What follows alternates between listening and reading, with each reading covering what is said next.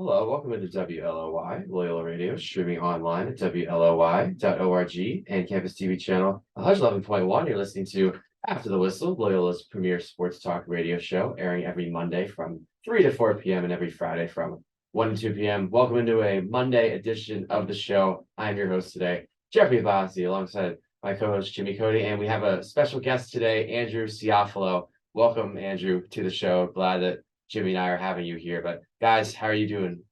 Well, I'll start. I'm having a good day. I'm happy to be here talking some sports with you guys. The weekend was very fun. Obviously, yesterday, Jeffrey and I were both at the Orioles game, and Andrew just told me when he walked in here that he was also at the Orioles game yesterday. Very So nice. Okay. that was a fun little game. There was a perfect game going on for a little bit. I don't know if most of the people knew in the section that you and I were sitting in, Jeffrey. I have a feeling a lot of people there had no clue that a perfect game was going on. But did you realize? Did the people around you realize that? Oh yeah, we were Okay. very concerned. Like it was getting scary there for a while.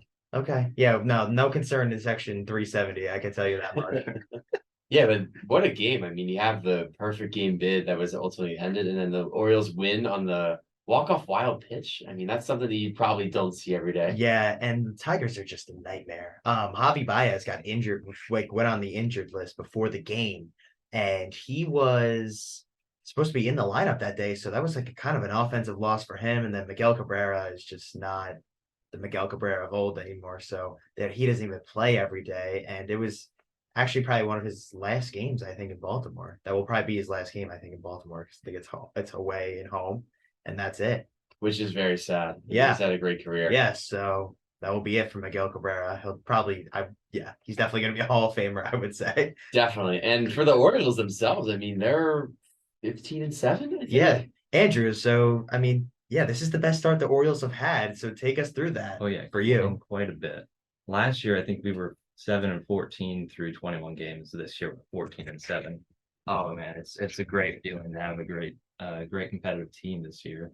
Because after the last 3-4 years of just not being competitive, it's not fun. It's not fun to have a not fun team to watch, if that makes sense. It's great to have this entertaining team. They're always competitive. And be honest, I feel like the starting point was when Adley Rutschman showed up. Is that what the guy that you contribute a lot of the success to more than anyone else? Last year, yeah. We definitely had a big confidence boost once we got Adley Rutschman. Same with Gunnar Henderson. We had a boost there.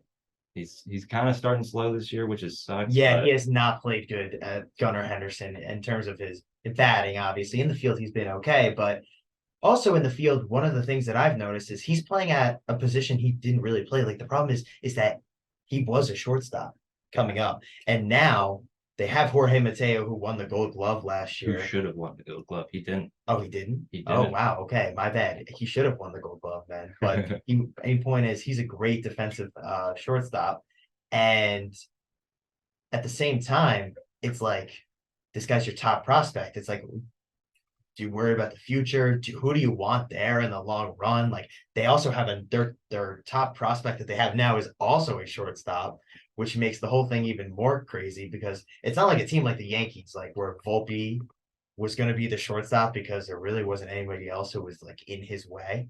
Really, just some veteran players or another prospect, but it was like one that he was higher. So, it's just like a different situation.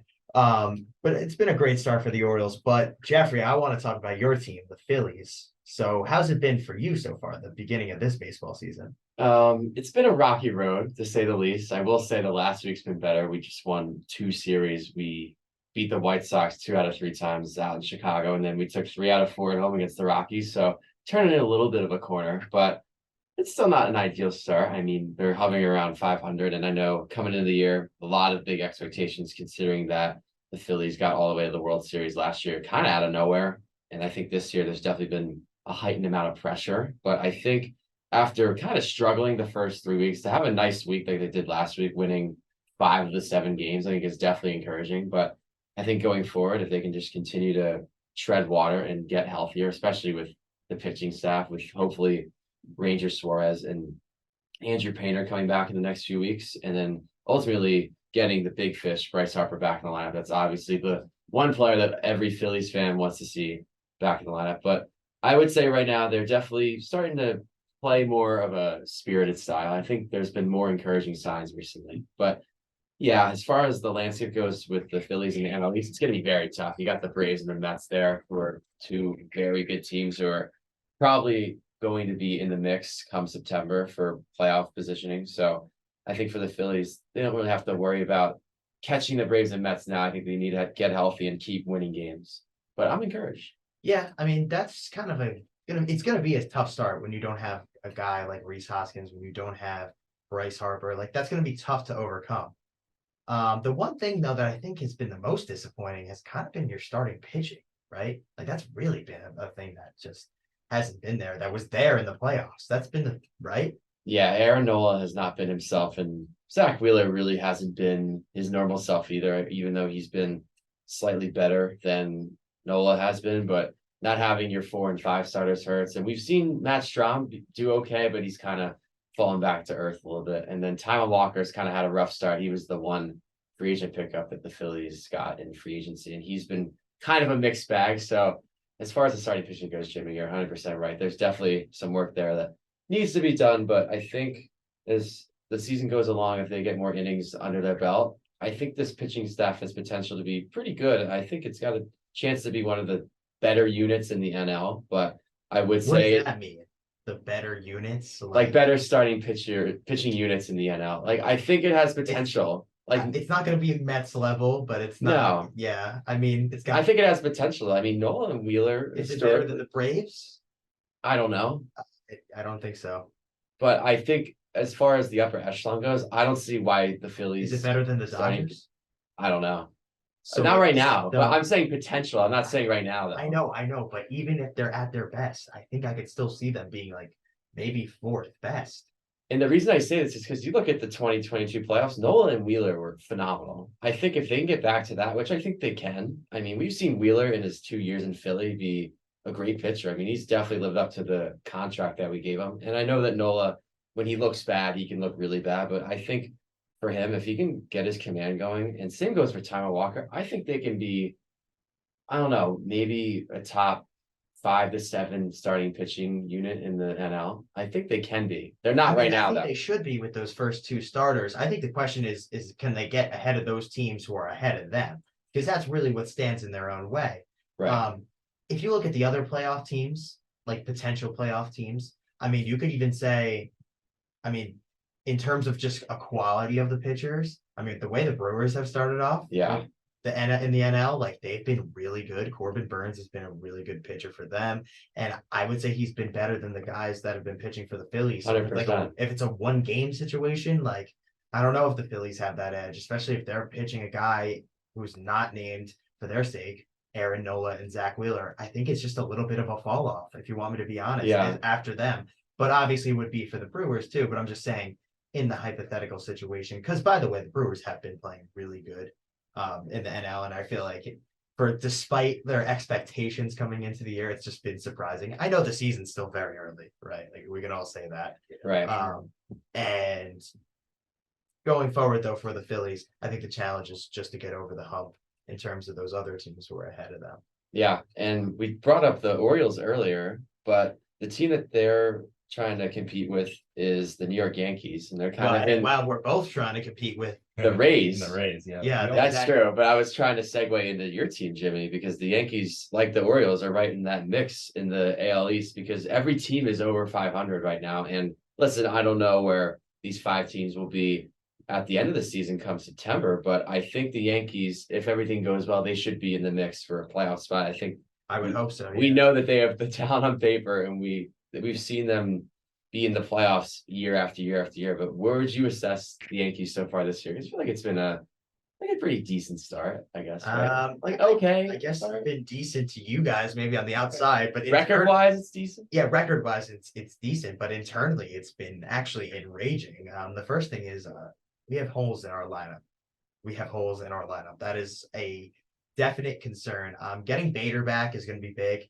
It's going to be nice, but now Giancarlo's out. Left field situation is, it's been rough. I mean, I know it's rough for the Yankees and both your sakes. You probably are like, oh, we really don't care, right? Andrew, I see you smiling over there. You do definitely do not care about the Yankees. But for me as a Yankees fan, it has definitely been concerning. So here's our problem. I think our biggest thing is starting pitching after Cole and Cortez is just a question mark right now. So that's kind of been some problems for us. I mean, we have this guy starting today. His name's Johnny Burrito. He looked okay in the first couple starts, but then he notoriously gave up all those runs to the Twins in that one inning. And I guess the Twins, like that's like the greatest thing that's probably ever happened to them because we are usually like, Twins killers, I would say. Everyone has kind of known that, and I have to say, that's something I enjoy beating the Twins as a Yankees fan. It really makes me smile. So I'm looking forward to this series. I hope the back end of our starting rotation can kind of like pick it up because they're definitely needed. Garrett Cole has been phenomenal though. And then also too, the one other thing I want to say is that the bullpen does have a lot of key pieces that are still returning from injury, like Tommy Canley, Lou Trevino. But at the same time, with what we've been working with, it's been okay in a lot of parts. So there's parts of the roster that have surprised me in a good way, but then there's also lots of people within the roster that disappointed me. I mean, Stanton getting injured right off the bat is really disappointing. Anthony Rizzo though has been great. If you want a guy who like nobody's really talking about, but they should, Anthony Rizzo, he's been good for us. He Yeah, delivers. and- Delivers. Yeah, no, the shift for no shift for Anthony Rizzo has been huge. He's a That's hell of a definitely player. paying dividends. Yeah. I mean, has that happened for either of your teams, like the shift, like being taken away, like giving a player? I'll throw it to Andrew. What do you think? Has the Orioles players been affected by it? I don't think so as much. We have Gold Glove talent almost across the infield. We have Ramon Arias, who won the Gold Glove at third base. Jorge Mateo, who should have won at shortstop, but I guess that's either here nor there. But and even Gunnar Henderson's a hell of a player. And Adam Frazier at second base is a former All-Star. Like I think we're doing good with it. Ryan Mountcastle. You're talking about defensively. Defensively. We're talking about like offensively. Is there Oh. any? I mean, I feel like Mountcastle, he got shifted on a lot, right? He did get shifted on a lot. He got the Chris Davis treatment, I will say that. Yeah.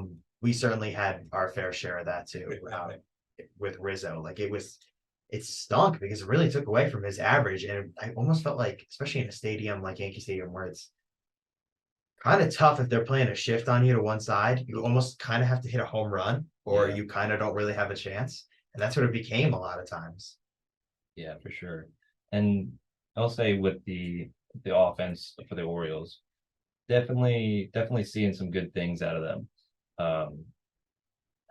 A thing this year has been in the beginning of the year, the pitching was not the greatest, and our offenses was able to The pick it up. pitching lacks some talent, with especially with John Means out, and then until Grayson Rodriguez showed up, I thought it did lack a little bit of talent. Like it's like I thought they were going to make a move for a pitcher in free agency. That was the big hope going into free agency. Yeah, missing a big time starter was definitely a key like part. Like everybody would thought, like if we got a big time starter, we would have a good chance of making the playoffs, and that just didn't happen. Well, and the thing is, if the Orioles keep up their winning ways, and I think at the deadline, I think that would be another place where they could get a starter. And they could get somebody really good because they have so many prospects which they could give up. Yeah, they have a lot of And- trade bait. Yeah, they do have a lot of trade bait. That is for sure. That is definitely something to consider.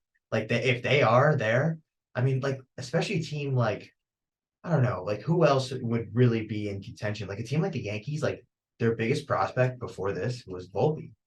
Now that Volpe's already a part of the team, that's like that kind of slashes the funds a little bit. So it's like I don't really know. Besides Jason Dominguez, we really don't have anybody who's too much of like a super stud. I mean, I don't know about you, Jeffrey, but I know the Phillies made a lot of moves, like recently that they've kind of taken some of their farm system out, like over the past couple of years. So I don't know, like a team like you guys, I feel like you guys are going to have to make a move, right? Just because you're expected to be contenders and it just hasn't really gone well. And I feel like that move might come sooner rather than later, right?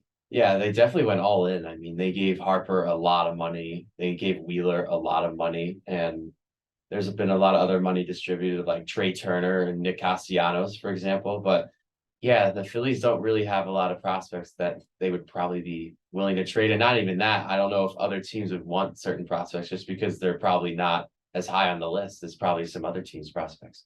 Yeah, that's always a confusing thing too, because it's almost like the other team's got to find the guys that they like. And also too, I feel like, especially in MLB, when you're trading for the star, I feel like it's a lot easier to win just because prospects, there's so much question marks there. Oh, 100%. Because they come in from the draft, they go down to single A or whatever, and they get reps and stuff. They kind of rise up through the ranks, but the question is when they get to the big show, I mean, are they going to deliver? And I know it's a lot of mental pressure and it's a lot to take in once you get there. And some people take it better than others. But yeah, it's a lot. It's hit or miss. It's kind of a coin flip. Yeah, certainly is.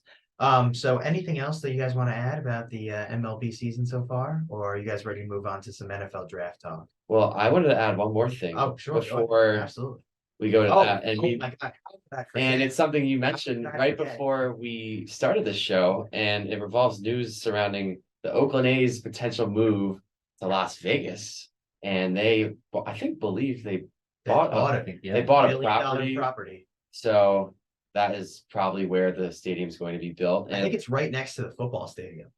yes, I That's a good saw a point. map. I'm not sure where I saw the map, but it had Allegiant Stadium where the Raiders play right near it. And then the T-Mobile Arena was right near it. That's where the Golden Knights play, the NHL team. So for Vegas to get three sports teams, three professional sports teams, and the Las Vegas Aces too, the WNBA team is And there as for well. Oakland to lose 3. And for because Oakland to lose 3, the Warriors move. I mean, you from- see both sides of the coin here. Well, I mean, honestly, look at it. What is the reasoning? All those stadiums were so old. Like Oracle, they moved to a new place in San Francisco just because it was new. The Orioles, or I'm sorry, the Warriors at that time too. They went through that nice run at Oracle, so it was like Great kind of- run at Oracle. Yeah, it was kind of stinks for their sake because it's definitely not the same. But I mean, the building was so old, and then the Coliseum too. I mean, no offense for either of those teams' sakes, why would they still want to play at that place? Like it's a dump, Yeah, right? It's a dump. For baseball, it was always so hard to I felt like hit home runs there. Like it's definitely a pitcher's park, Oh, yeah. which has kind of helped the A's because they obviously put no money into their team or no money into their offense and they don't spend on anybody. But I feel like for football's sake, when they did play there, they had a baseball field in the middle of like, do you know how frustrating that was as a Broncos fan to just be like, oh, okay, we're just playing on dirt now. Like, I don't know, it was just so annoying. Like, because we always obviously we played them pretty frequently, and we definitely played our fair share of football field, baseball field games in Oakland. And that's like the only place that you had to really worry about that, right? Like, I don't think anybody else, as far as I mean, the Vikings and the Twins used to have it like that when they were both in the dome, but But I that think was- Oakland's the only one. yeah, Oakland Yeah, was the only until one Until recent one memory. time, yeah, until they moved. And God, it was just a disaster. And also, not to mention, the place is just kind of a dump. It is. Yeah, I'll take it from Oh, personal yeah, you went experience. there, I've Jeffrey. been there and I went on a Saturday afternoon. It was a day game. I think You and 5 105. others showed up for A's baseball. Yes. They played, I think, the Red Sox. It's kind of like a, I don't know, popular team coming in. No one went. It was empty. Well, were the A's even good at the time? I think they were. It was that era when they had Yoenis Cespedes. They were kind of like a wild card team, like every Really? other year. Like they were actually decent. Really? Yeah. Yeah, that's crazy. I will say, Andrew, Camden Yards has been pretty empty, obviously, for during the tank operation that was run for like the last 4 years, 5 years. Right? I mean, it Yeah, was nice that's yesterday right. being there and there actually being a lot of people. It was like Very lively crowd. I don't know if I- you two yeah. thought the same way. Oh, yeah. I was like kind of surprised. I was like, the first time I had ever been there was when the Orioles were like good, and it was when the Yankees had Jeter and A-Rod, and so it was like it was a big game. Like it was like a Saturday night. Yankees obviously won. Like we won very easily. Like it was back when they had like the Stanton Judge wall. Like they were still out before they had to change it.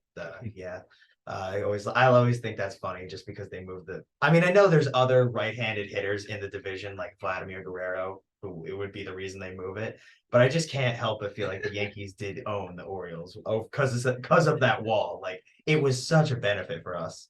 But anyway, back to the point, like the energy there was awesome. And it kind of reminded me of that yesterday because I thought it was just as nice, especially for a day that wasn't that great in terms of weather. Like it was still actually like pretty crowded. Yeah, yeah. There was 37, just about 37,000 people there. So it was great to see.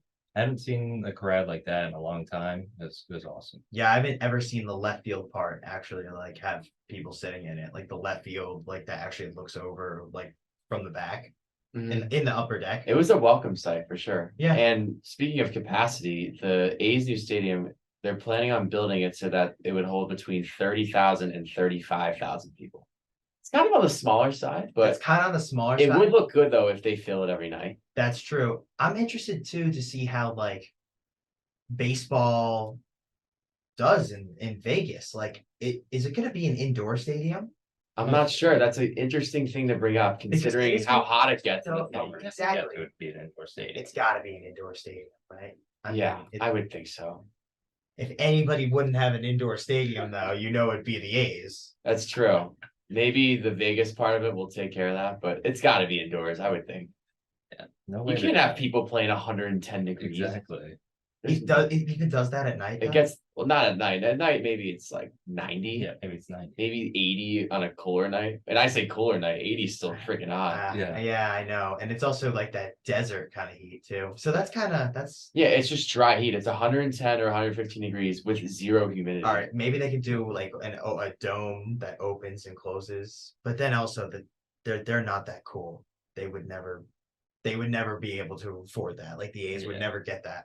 Yeah, So I don't know. I could they have to definitely, get that money elsewhere. yeah, I could definitely just see it being a little bit like not that great. But I hope for their sake that it does because it would be nice to see the A's actually put some money into their team and actually, I don't know, like just be a competitive ball club because right now they're not at all whatsoever. Definitely. And they're gonna have to make some improvements before a crowd shows up in Las Vegas, I think. Major improvements. Oh, for sure. We'll see how that comes about down the road. Obviously, they've a lot to do before they're officially in Vegas, but we'll see. So I think we're gonna now shift our focus to the NFL draft, which is happening later this week. We have the first round on Thursday night, and Jimmy, we've talked about it a little bit on the show, but I think we're now gonna kind of go more in depth just because I feel like it's finally upon us. We can finally start to voice our opinions because the anticipation is definitely there. And I'll just throw it right to you, Jimmy, right off the bat, because there's a lot of storylines with the Panthers trading off the number one pick, and then there's been a lot of movements with the odds surrounding the quarterbacks and where they're gonna go. So Especially not I at don't know if number you're one. gonna talk about that Yeah, or of course. anything else. Just go for it. Yeah, of course. So we'll start off by talking about what's gone on, what's transpired like leading up to this. So everyone knows the Panthers traded with the Bears to get the number one pick. I would say to you guys, it's probably like 90% that Bryce Young's going to be picked there. I would expect that to happen. Do you guys think otherwise, or is there anything else that you like? What do you guys think about that too? Any thoughts on Bryce Young? I really like Bryce Young. I think he's going to be a good player. The Panthers already have like a decent O line actually. They got to get some more skill players. But adding Miles Sanders was good, but it just stinks for I think Bryce Young's sake, sorry, that DJ Moore got traded. But I guess that's something you got to give up in the deal because DJ Moore was a good number one receiver, especially when he never had good offensive coaches or talent around him in Carolina at all.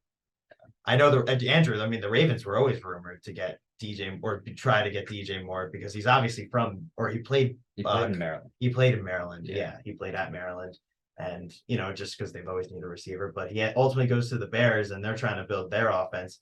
And I feel like that was a good move for their sake. So I would definitely consider that trade good for both sides, especially if the Panthers knock it out of the park with Bryce Young. And I do think they have a chance to. And I honestly think that's a move that if Bryce Young is successful right away, watch out for the Panthers to win the division. I can't say I disagree. Because The defense is not bad. They're getting a Giro Avira, who is the Broncos defensive coordinator. I think he's a really good coach. He did a great job last year and actually made the defense even better than it was with Fangio and was already top 10 at that point. So I trust his coaching. I like Frank Reich. yeah, I do too. Well, and I'll bring up the offensive weapons they signed. They signed Miles Sanders in the offseason. They also signed Adam Thielen. And I'm not sure if they signed or traded for him, but they got DJ Chark. Yeah. So, I mean, that's three new guys right off the bat who are all pretty proven guys in the NFL. So you put a young guy like Bryce Young in there, I think he's going to be set up to have some success. And like you said, with the landscape of the NFC South, it's definitely one of the weaker divisions in the league, if not the weakest division. Yeah, and honestly, I feel like they all could pick one move that would definitely put them over the top, but Yeah. nobody is at that point. Yeah. No, I agree. It's almost like I'm just joking, but if Brady unretired for a second time, if he went back to Tampa Bay, like, you'd say, "Oh, they would be the favorite." It's like that kind of Yeah, move. but it also would be like if the Falcons got Lamar, you would definitely put them as the top team because you'd be like, Yeah. whoa, now they have a great quarterback. You know what I mean? Or if like Derek Carr ends up being the starter for the Saints and he just takes off. I mean, I think that is by far the most unrealistic. That is of unrealistic. any of the expectations, but yeah, okay. I guess we could say Derek Carr takes off. Yeah. I guess maybe that'll happen. I don't know if that'll happen. I don't know if that'll happen this year. I don't but think it will. I'm not gonna hold you to that one, Bozzy. But anyway, point is, with the draft, in second is Houston, and now if Bryce Young's unavailable, the question mark for Houston is, okay, are they taking a quarterback? Well, the thought process all along was yes, yes, yes, but it seems like no. Lately, like the odds have been changing. Like Will Levis is higher than CJ Stroud for the number 2 pick, and additionally, it looks like there's a chance they could go Will Anderson here. I don't know. That's just what all the reporters are saying, but I think that's interesting that Houston might not take a quarterback, and I wonder why that is. But it's also worth noting they also have the 12th overall pick, so maybe there's another move that they plan on making, or maybe they think that somebody's gonna fall. I mean, who knows? Like maybe they know something, and that's the reason they're thinking no quarterback at 2. Yeah, I don't know what they're gonna do there. I feel like QB would be the best way to go because they do need one. Well, they could always package that pick with something else to move up. So it's like they kind of have. I feel like nobody's really talking about the fact that they have 2 picks in the top 12. Like You're right. that's No one such- is talking about That's that. kind of an amazing We're arsenal to forgetting have. about that. But also too, for their sake, they could trade back and probably get so much draft capital. Yeah. I mean, I have no idea what they're gonna do, and I feel like that's kind of part of the reason that they've been like all over the place is because I don't really think number one they know what they're gonna do, but I think they honestly feel like they have a lot of options too. They do have a lot of options because with the second pick, they can go receiver because they lost Brandon Cooks, right? I mean, I don't think they'll go receiver at the second pick. I definitely think that would be a reach. I mean, the only guy I would even consider in the top 15 would probably be Jackson Smith and Najaba, and I wouldn't go him in the top 10, but they could go with that at 12 later. Yeah. Or They definitely need a receiver. I They also do. think They do. I don't know where they would address this, but I think they need to do something with their O line or D line too. Yeah, Especially for a young team. I don't think that would hurt either. That might be a later round pick though. So many holes. Like they realistically, there's so many things wrong with their team. Like, where do you even start? The O line, besides Laremy Tunsil, isn't that good. Damon Pierce is a nice running back, so I guess you keep him. You're gonna have Mechie coming back hopefully soon. For them at receiver, and then they have Collins, who's like an okay, maybe 3 at best. His name's like Nico Collins, but they do need a receiver. Like that's absolutely true. But they also need O line. They also really don't have much on their defense. But Stingley looks like hopefully he has some chance to make some moves going into his second year. But he showed some promise at some point. But they're also starting with a new coach too. So lot of confusing stuff in Houston. I can see them trading out for sure. Yeah, if you're asking where do they start, if they're starting from absolute scratch, I would say it's got to be a quarterback that you would take, right? Yeah, I agree. But it's also like you could also just want more picks for next year. they have 12 draft picks this year. Yeah, That's insane. That's a lot of That's picks. a lot but of they picks. have so much to rebuild. That's like they're gonna need They're to do a gonna need lot. it.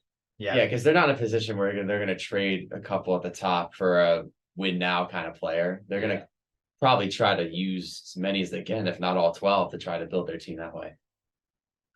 Yeah, so then next up would be Arizona at 3. And Arizona's they're a lot different than a lot of these other teams because they already know who their quarterback is. Like Kyler Murray is the franchise quarterback. They've already paid him.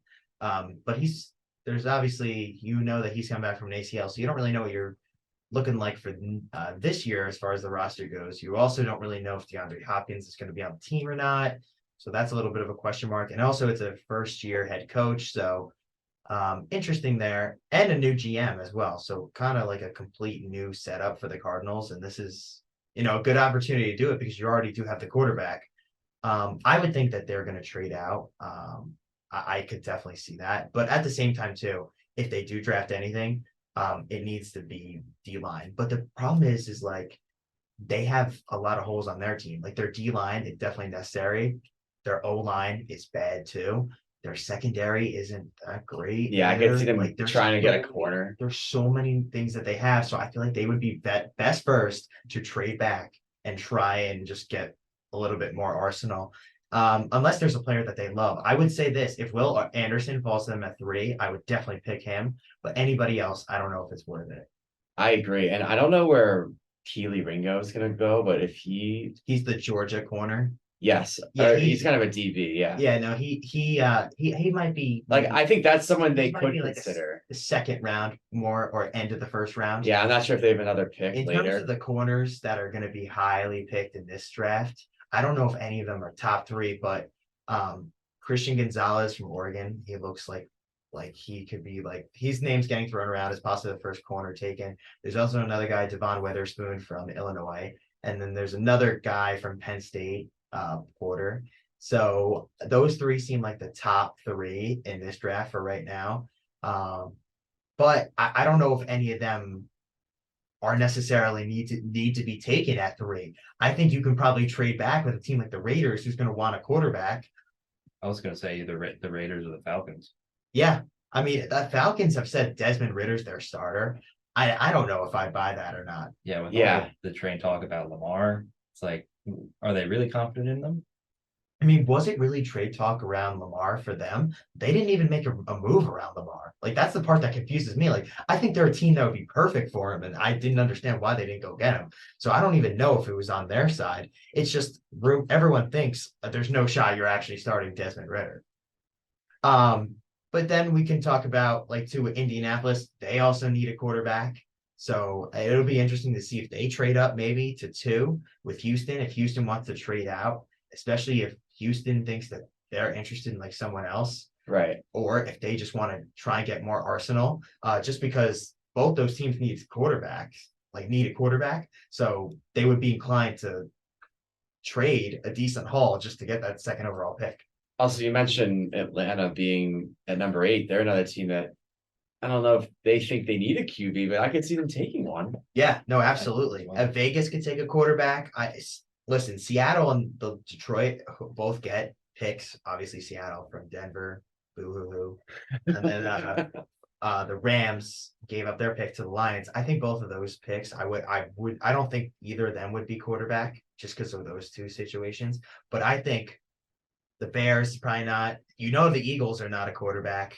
I don't know. Somebody can definitely trade up. Like I think there's going to be a lot of opportunities for. There's going to be a shocker in there somewhere. I was going to say Someone always happens. someone is going to pull a big move. I could see a 'cause team. It looks like the opportunity is there, especially if one of those quarterbacks falls, because there's 4, right? But we have said if Houston doesn't take one, and then Indianapolis, we could see them taking one. But then what if Vegas and Atlanta don't, right? Like somebody's fallen and somebody's gonna be like, whoa, like, Yeah. are we gonna get to a point where we're gonna see CJ Stroud at the 9th pick? Like, Yeah, I know. what if That'd be what crazy. if CJ Stroud fell to like the Eagles? They would be so inclined to trade out of there, right?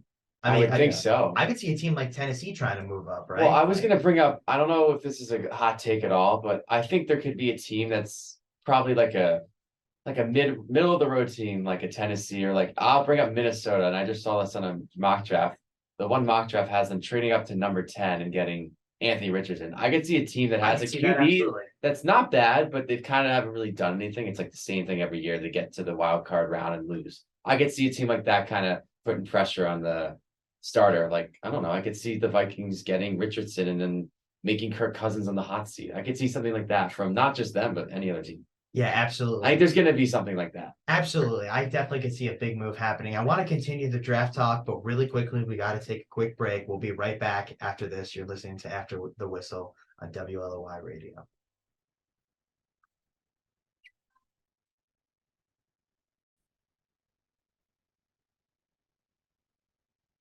Welcome back to WLOY, Loyola Radio, streaming online at WLOY.org and Campus TV channel 111.1. You're listening to After the Whistle with Jeffrey Bazzi, Jimmy Cody, and Andrew Ciafalo.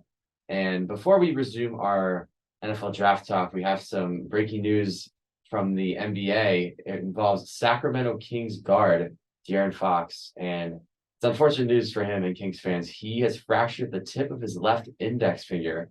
That happened yesterday in their Game 4 loss against the Warriors, and his status for Game 5 is in doubt. I guess I'll just throw it to you guys. I'll go with Jimmy first. What's your initial reaction to that? Because obviously that's a huge potential loss for the Kings. Yeah, if he doesn't play, that's like a lot of their offense that they're losing, and I just don't know where they really get any points from, especially if they don't have like Malik Monk going for 30 off the bench.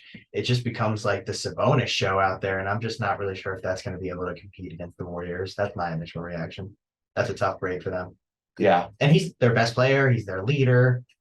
You can't replace him. no, it's a tough guy to replace. Like you said, he's just scored so much, but yeah, it's definitely going to be a big loss for sure. But let's get back to the draft talk because I know there's still a lot that we have to unpack here. And I guess we'll start with your Denver Broncos, Jimmy. And I know that Jeff, why do you got to start with me? You don't have a first round pick. I know There's nothing to be excited about. You don't have to start with me. I promise. Let's start with you. You were just in the Super Bowl, and now you have a top 10 pick. You have it You have it in a glory place right now. Like you have it in such a good place. I would kill to be in the Super Bowl and have a top 10 pick. Are you excited? I'm And- very excited. Yeah. So what do you think? Who are they going? Who do you want? Do you want Bijan Robinson? I don't know. It's tough. That's a swing for the fences move. Like you have to win a Super Bowl within the next 4 or 5 years. Yeah, I would think so, especially considering we just And if he gave gets the hurt- bag to Jalen Hurts. Yeah. I guess I don't know if you're looking at team needs. I know we just lost Miles Sanders, but you would think that Kenneth Gainwell could maybe slide into that top running back spot, and also you would think that Rashad Penny could help with that as well. So I guess it doesn't hurt to add another running back, but it's just so risky because historically with running backs being They don't taken go that high. high. I mean, we've seen Ezekiel Elliott start his career pretty well in Dallas, and we've seen where he is now. Leonard Fournette, Leonard Fournette the same way. Saquon Barkley, Saquon Barkley. he's in a little bit of a younger point, but he's definitely had the injuries. I think if I'm Howie and now Roseman, he's in a I don't tough contract. to answer your situation. question, I don't think I would do it. I don't think I would take Bijan Robinson. I think it's too big of a risk. And I think there are other positions on the roster that honestly need more help than running back. Yeah, so you would rather go like OT, like a tackle? Is that what you want, or something? Yeah, I don't that's, think the an right side offensive of- lineman would hurt. Personally, I think we could use another pass rusher. Okay, I all right, think- that's fair. Someone in the secondary, because losing Gardner Johnson hurts. I think at corner, we're okay. I think Bradbury and Slayer, obviously a pretty good duo. I mean, I would take that over most duos, but Certainly. I think I would probably go. It's tough. I would definitely go one of the three, but I'm trying to narrow it down. I guess I would try to get an offensive lineman, someone probably on the right side, just because the younger side is on the left side. Or maybe like a Kelsey replacement or That's what I was something, if Yeah. possible. Yeah, it's interesting that you bring up the Kelsey replacement. 'cause Kelsey or Lane replacement. I thought the Kelsey replacement was going to be Landon Dickerson because he was a center in Alabama, and then the Eagles moved him to left guard, and now he's the starting left guard. But with Kelsey coming back for another year, it's not really a concern to fill center like right away, but you definitely want to fill it eventually. Who do you think would be gone first, Lane Johnson or Kelsey? I would think Kelsey would be gone first. Okay, that's okay. Just because I think we've heard more retirement rumors surrounding him. We haven't really heard it from Johnson. Okay, that's fair. So maybe it's possible. Offensive line is like interesting because I don't know if there's going to be like that many taken this high in the draft. Like I feel Yeah. like it's something that later on it might be more. But the Eagles have two, so who knows? They could probably go for something at the end of the first round. That's for true. sure, too, and it could still be a great player as well. No, it's more about who you draft, not when you draft. Mhm. That's really the most important question. We can even just ask you that. I mean, you got Lamar. He was the last quarterback taken in the first round. He traded for the Eagles for That's right. I do remember that. that. That's actually crazy. I did not know that was Yeah, we with the traded Eagles. up. I would say that was a good trade, obviously. Well, it seems like it worked out. But I guess we can shift from the Eagles talk a little bit over to the Ravens talk now, Andrew. So I guess what are your thoughts about the Ravens and as they enter into the draft? Oh man, it's the draft of question marks because we still have the question mark. Do we have a quarterback for next year? We Yeah, have him on a that's- Yeah, you franchise do. tag. Yes, you have him on a franchise or our transition tag. Yeah, but he hasn't showed up to the voluntary OTAs. That's expected though at That's this true. point. That's expected though at this point. I think the question is training camp. Actually, you know what I actually think the question is? Week 1. That's what I'm saying. Yeah, I think it's week 1. Yeah, it might get to that point. Yeah, that's what I'm scared of. So I'd like to get that under wraps, either if we sign him or get an answer if he's going to get traded. Like he's requested for a trade. A lot of the times, though, how that happens for the Ravens, at least, that's been just for money. That they don't have problems with the organization. It's just they want to get their money. But aside from Lamar, I think definitely in the first round we need to go a corner or a wide receiver if we don't add a guy like DeAndre Hopkins. Corner is a big need right now because we still have yet to have Marcus Peters maybe re-sign. We don't know. We just don't know because I think that's kind of dependent on we're either like, okay, we need to sign Lamar, make sure we have the money for Lamar, and we can maybe sign Marcus Peters, or we're going to plan to do it for the draft. And I think it's more likely we do the draft. And it's interesting too, because it's like, what pick do the Ravens have? We have the 22nd. So 22nd. All right, so that's a little bit later on in the first round, but I wouldn't expect them to move up for anybody because I think that they can get a lot of good players at 22. Oh, yeah. I think they have a chance of definitely getting a receiver at 22. I can tell you that there is definitely a chance that happens. They can probably get one of Jordan Addison, Zay Flowers, or Quentin Johnson. Or I guess if Jackson Smith-Njigba does seem to fall, it's possible. I mean, they're going to be ahead of. Let's look at the other teams who realistically could need a wide receiver. I mean, the first thought that I had is the Giants. They're behind you guys. So they would have to move up in front of you. And I don't know if that would happen. I'm trying to think of other teams in that kind of realm where the Ravens are. Like, do you think the Chargers would need a wide receiver? Like, maybe. The Chargers, I mean, I don't know. They do have Keenan Allen and Mike Williams. Yeah. The Maybe question not this for- year, but I think long term they will need one. definitely- Considering their injury It's, histories. it's definitely possible. Like I can't see Tampa Bay taking one. I I think could they're see fine. Washington. I could Yeah. see possibly Pittsburgh. I could Mhm. see Detroit. I could see Tampa Bay. I mean, who knows? I could see Seattle. They have that. Yeah. Maybe the Bills want to get Stephon Diggs. I mean, yeah, that's definitely a Maybe possibility. the Vikings take one. Who knows? Yeah, I mean, I don't know. They The just Vikings- lost. They just lost Thielen. I mean, They they could did use just lose Thielen, but they did also just trade for TJ Hawkinson too. So I feel like he's got to become like a really big part of their offense. right. But going back to what Andrew said Yeah, about so- the Ravens, yeah, the I think Ravens. it's interesting you brought up. I don't know, hypothetically trading for DeAndre Hopkins, is he's probably the one guy that's out there that you could maybe swing the fences for in a trade. Because, like you said, the Ravens need a wide receiver, and they But tried he's going to cost a lot, and I don't know if they're going to be able to do that with Lamar. right. And If Lamar's only playing on the one also, we year- don't know if Lamar is going to be there. Yes, Exactly. if you know that he's playing and you can go all in for this year, I would do I it. would do it. Do it, yeah. Because But- look at the receivers they have in the roster now. They have Rashad Bateman, who I don't know, he's promising. They signed Nelson Aguilar. They signed it's Odell also Beckham one of Jr. promising. It's like he needs to Like, this is stay now, healthy. yeah. He needs to stay healthy because when he is on the field, he's a productive player. Yeah. Good last He year. was pretty- I'll even throw Devin Duvernay in there. He was okay. Yeah, he was okay, but he's more of a return guy than a receiver. Like, yeah, it wouldn't be bad if Yeah. he was like wide He's receiver in 4, special but when occasions. he's wide receiver 1, that's a problem. Oh, big problem. Big Yeah. problem. Yeah. But I could also see the Ravens if they did elect not to go. But they do have receiver. Odell now, which is nice. Yeah, If we get a good 17 games healthy out of him, I'm completely fine with this deal. right. We know what he can do. I think the question is, like you said, can he stay on the field? I think if the Ravens decide not to go the receiver route, I think they got to go with the pass rusher. I think pass no, rusher? I think no doubt. I don't know. I don't really see that. I Just mean, because they did- lost, that's what I'm saying. Like they lost Calais Campbell to the Falcons. Jason Pierre-Paul was there, and he's a free agent. Justin Houston's a free agent. Like I don't know if they're coming Well, back. they have guys who were young, who they've Young drafted, guys. young guys who just haven't really played yet. So I would expect them to step up. Yeah. Like, they have Owe and then Ojabo. Ojabo, yeah. So- Yeah, and then I still Bowser, think they could use Joe. one more. I don't think one more could hurt. No, you're right. They definitely could possibly do that in the first round, but I think a wide receiver is like ideal.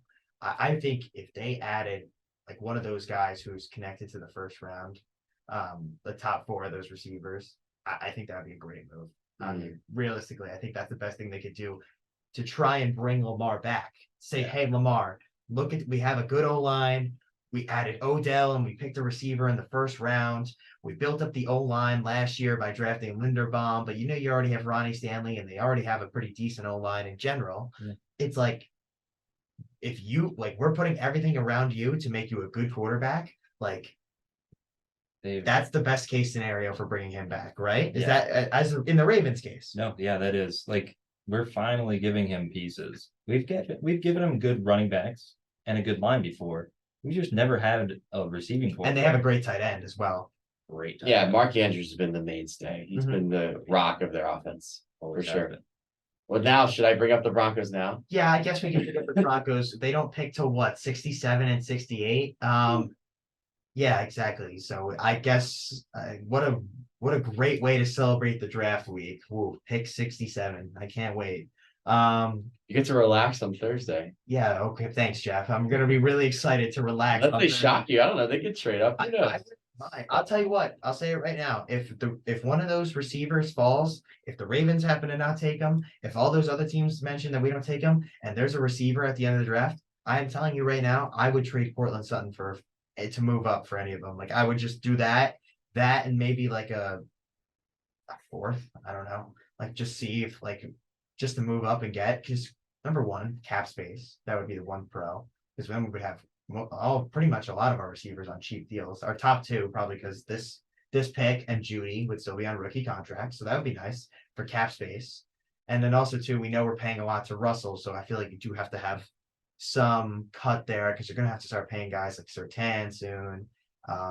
Question becomes like Judy, do they pay him? So I feel like I wouldn't mind like trying to get a little younger at receiver. That's just the first thing that jumps out to my mind. But also too, I wouldn't mind moving up for like an O lineman.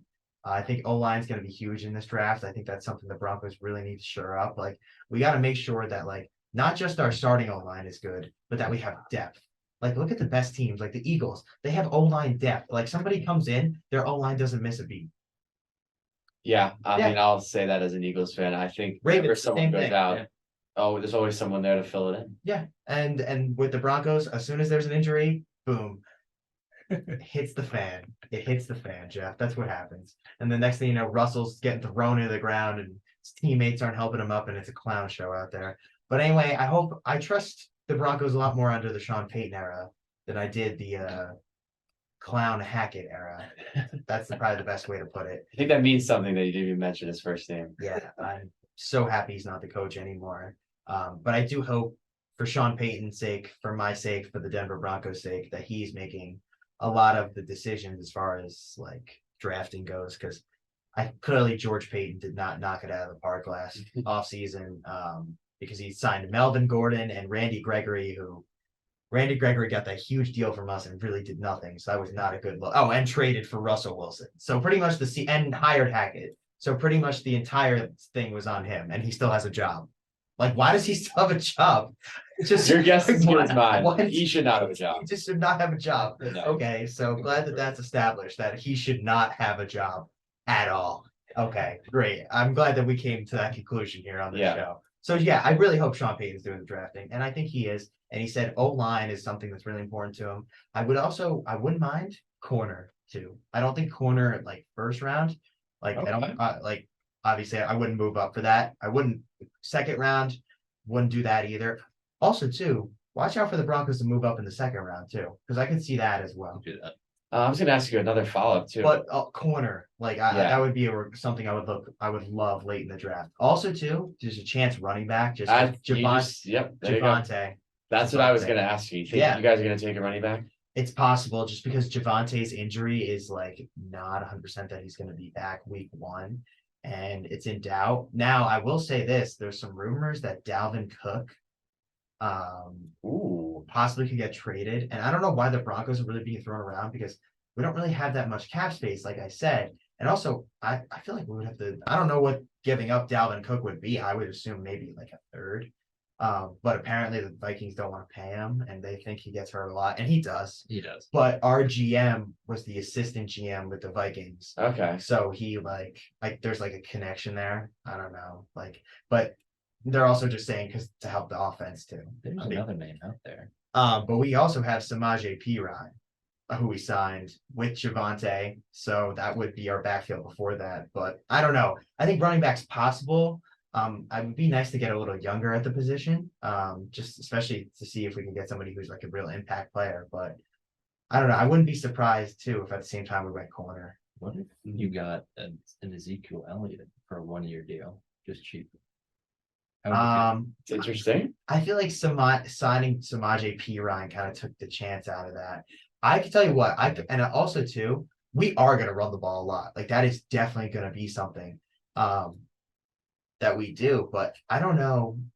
I could see probably since Zeke's never played with Sean Payton, but the one guy who has been like Latavius Murray. So I've heard his name get thrown around with our team, which doesn't really excite me because he was on the team last year. He did play good. It was a cool story, but like I don't really need to see this guy anymore. Like, thank you, good job. We have him Like, for like that get same out. feeling. I don't know. Like, I'm just done with it. Like I just don't need like an over 30 running back like still contributing to the team. Like you can just always get younger at running back. That's really the whole point of that. And that's Jeffrey, in your case, why you're kind of against the Bijan pick at 10.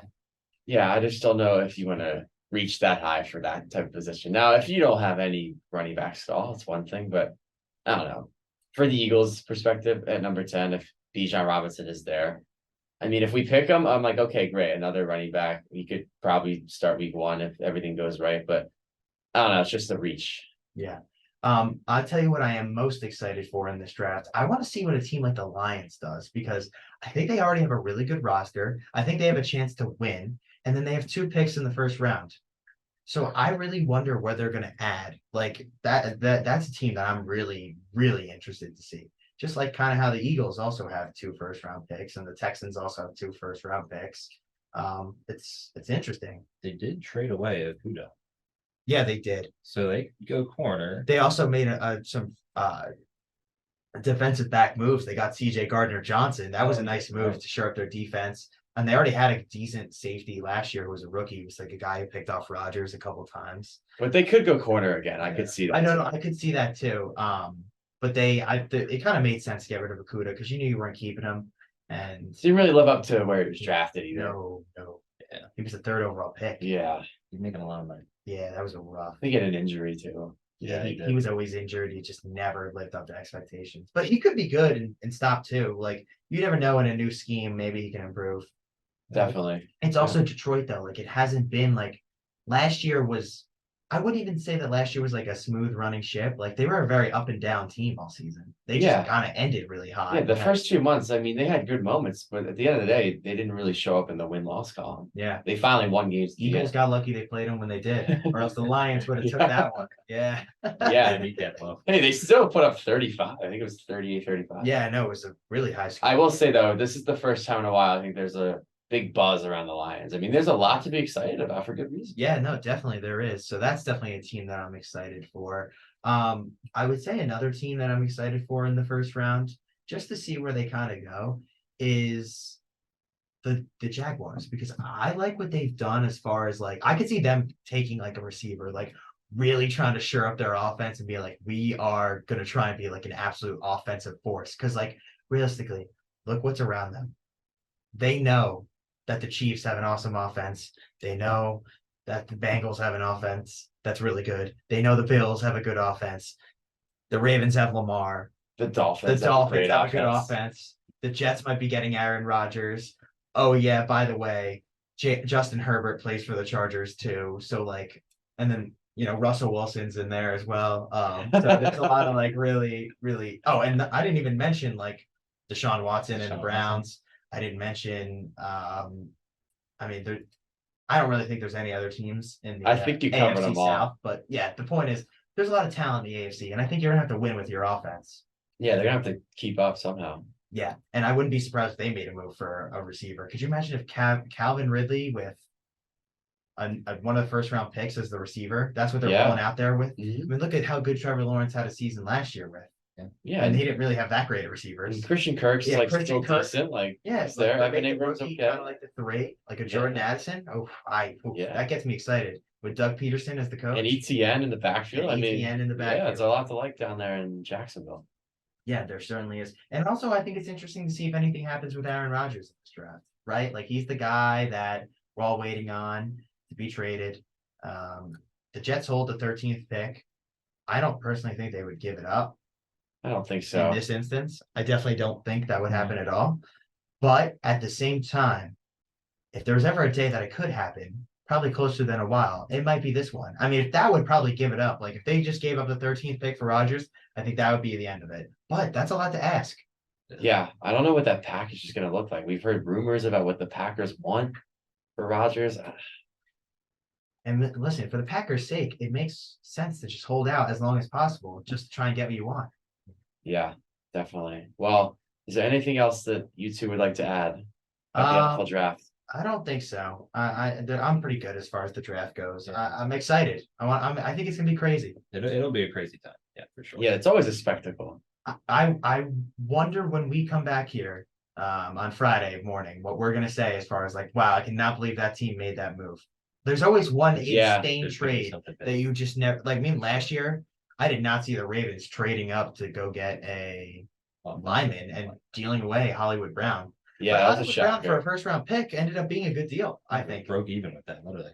I think we I traded think him they for did, yeah. the exact same, like we drafted him at like 25, and I think we got 25 for him. No. Like getting even, I Yeah. think that was a win of a trade. That was a Brown. win. I Linderbaum agree. was a good center, and Marquise Brown is not a number one receiver. I mean, maybe he can be in some Could be a some way two. down the line. Yeah, I He think has he's more of a good two. hands, I think but he's way he's got more of a better two. fingers. Yeah, he Yeah. does have butterfingers. Yeah, we'll definitely see when we come back in here on Friday, someone makes a huge move like that, because I think it is definitely possible. We could Yeah. definitely see it happen. But Certainly. I think that's gonna do it for our time here on After the Whistle today. Thank you, as always, for listening. Thank you, Andrew, for joining us today. Your insight was wonderful, and hopefully we'll have you back very, very soon. But thank you, as always, for listening. We'll be back on Friday with more draft talk, as well as some playoff updates regarding the NHL and NBA. So stick with us. We'll be back on Friday. Thank you again for listening, and have a great week.